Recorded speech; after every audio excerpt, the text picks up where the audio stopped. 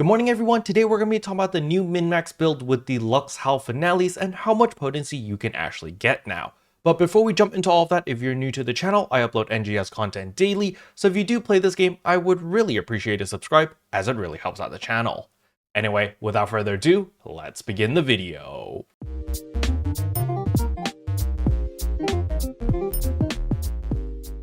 So the very first thing I want to showcase over here is my potency. As you can see, my melee potency is at 161.7%, and if we look at my gear, you can see that my Flugelguard Katana actually has all of the min-max augments, except for Hal Finale over here, which I should be replacing with Lux Hal Finale.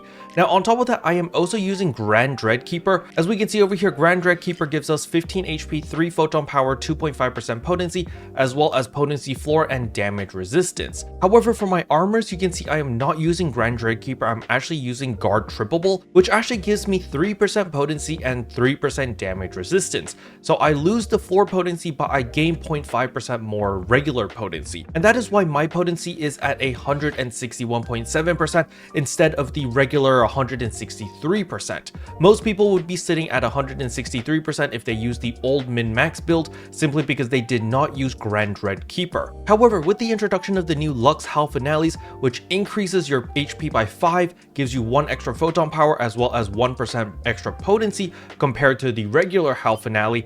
How much potency does that actually give you? Because remember, potency is worked off multiplicatively and not additively. So by simply changing 4 of your Hal Finales into 4 Lux Hal Finales, you are not actually just increasing your potency by 4%, it's actually a lot more. So as we can see over here, here is a Flugelguard Gunblade with all of the min-max capsules, but we are using Grand Dreadkeeper. As you can see, Lux Hal Finale is over here. So they basically used all of the min-max capsules. However, instead of using Hal Finale, they've replaced it with Lux Hal Finale. And instead of a trippable capsule, they are actually using Grand Dreadkeeper in order to get the damage adjustment relatively high. But in order to get a clearer picture about how they're getting 170% potency, we have to look at the augments on the armors as well.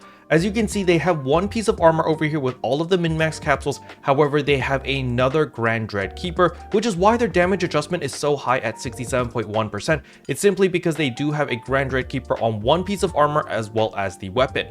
However, if we look at the second piece of armor over here, they do not have Grand Dreadkeeper over here. Instead, they have a trippable capsule, which actually gives them more potency. And when we look at their last piece of armor over here, they also have another trippable capsule. So this is giving them additional potency at the cost of Potency Floor or damage adjustment. But now let us look at a more extreme example over here. And this is actually Emiko's gear right here. As you can see, they have 173.2% all potency. And the reason why they were able to achieve such high potency is simply because they gave up on damage adjustment. They do not use any Grand Dreadkeepers, and they are using trippable capsules instead in order to maximize potency. So if we take a look at their armors, they are using the Octo armors. They are not using any special variants, so not Arga, Belter, or Sheza. The reason for this is simply because this armor gives you all potency versus the Arga, the Beltas, and the Shezas, which specify in 2 different potencies. The Octo armor regular one is the best if you just want one piece of armor that will work with all of your classes, and this is why Emiko decided to go with the Octo armors.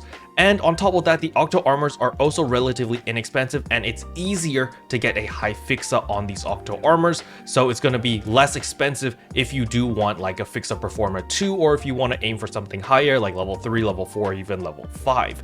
Now, the thing that I want to point out over here are the choices of augments that Emiko has chosen. As we can see here, we do have an XD Def Parfait over here, so this is giving a little bit of floor potency. However, on top of that, all of the regular capsules over here only maximize potency. Emiko has decided to maximize their potency as much as possible through the augments over here, simply because they are playing a Slayer which specializes in critical hits, and on top of that, they also have a Fixa Termina level 5 Flugelguard Gunblade.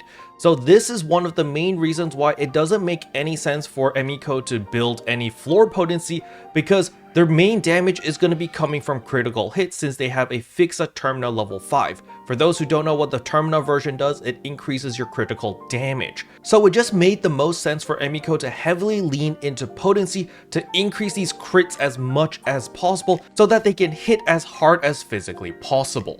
So to answer everyone's question, the highest potency you can get in the game that I know of is 173.2. I do not know of anyone else that has higher potency than Emiko at the moment.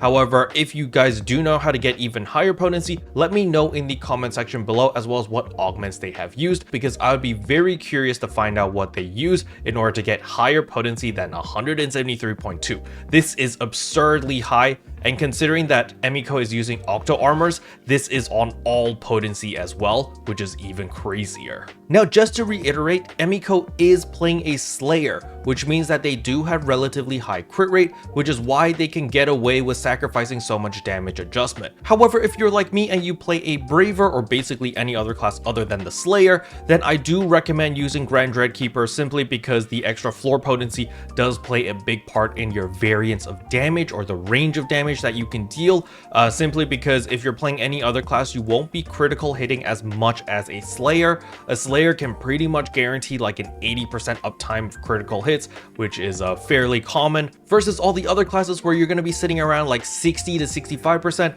You know, that is not a very consistent number for crits, and so that's where floor potency does come into a little bit of play. Special thanks to all the members for supporting the channel. It really means a lot to me. Thank you again. But yeah, that's all I wanted to cover in today's video. Hopefully you guys found it helpful. If you did, I would appreciate a like and a subscribe, and I'll see you guys in tomorrow's video. Bye.